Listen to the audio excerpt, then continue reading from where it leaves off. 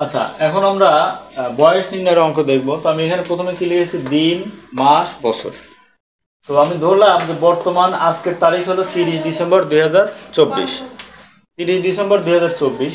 জন্ম তারিখ যদি 15 জুন হয় 2014, তাহলে বিয়োগ করলে কি, যে আমাদের যে বয়সটা সেটাই নিতে হবে। তাহলে বয়স খুবই সহজ, এখানে 10 বছর। আর এটা যদি বিয়োগ করি 0, 6, 15 দিন, তাহলে কি 10 বছর 6 মাস 15 দিন। তাহলে এটা আমি যদি নিয়ম 1 ধরি, তাহলে এটা হলো আমাদের নিয়ম 1। তো প্রবলেমটা কখন হবে, যখন আমরা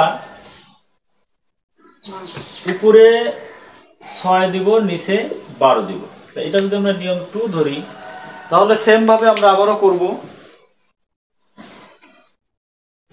এখানে আমার কি হবে, 10 বছর, এখানে এসে 6 থেকে 12 আমরা বিয়োগ করতে পারবো না। এই জন্য আমরা কি করব, এই বছর থেকে এখানে 1 বছর ধার নিব। তাহলে কি এখানে বিয়োগ 1 দিব, তাহলে কি 9 বছর। এই যে এখানে 1 বছর আমরা নিলাম, এই বছর এসে এখানে যোগ হবে। তাহলে আমরা কি জানি 1 বছর সমান কত দিন, কত মাস, 12 মাস। তাহলে 12 আর 6 18। 18 থেকে 12 বিয়োগ দিলে কত হবে, 6।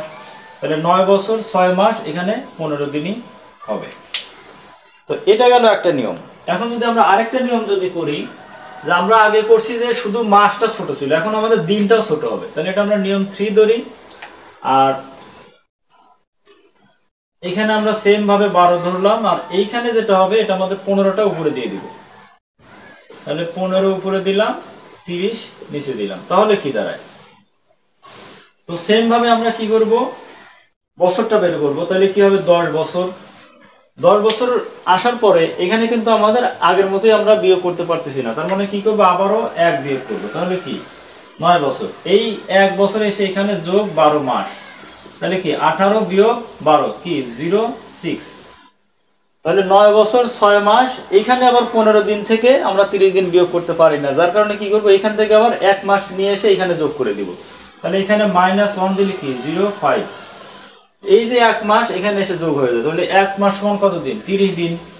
তাহলে কি হয় 45। 45 থেকে যখন 30 বিয়োগ দিব, তখন কি হবে, 15 হবে। তার মানে আমাদের রেজাল্ট কি, 9 বছর 5 মাস 15 দিন। তো এটা হলো আমাদের নিয়ম 3। তো এই ছিল বয়স নির্ণয়ের অঙ্ক।